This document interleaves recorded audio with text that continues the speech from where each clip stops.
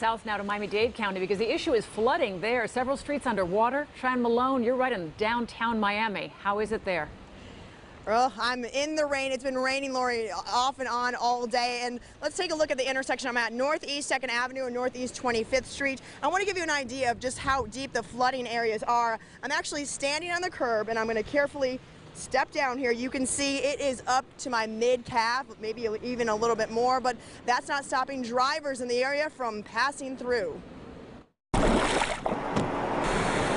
Cars cautiously cruising through the rising rainwater. Persistent precipitation causing all of this flooding throughout Miami-Dade.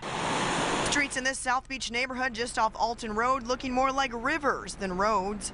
Small pool, swimming pool. Mother Nature not stopping these tourists, though. We want to just go to the shop to buy some food. More of the same in downtown Miami. Mirko Bobic had to catch an Uber. I want to drive my car because I have a really low car, so we have to get canoes, I guess. Local businesses also feeling the force of the flood. We've complained about it several times, and no one's come out to assess anything. I don't know if it's the drains. I don't know if it's maybe the floor is saturated with water. I don't know what's going on, but it's pretty bad right now. Andy Luasa says the water is so high it's tough for drivers to maneuver through it. It's really bad when people try to make a left turn at the corner over there.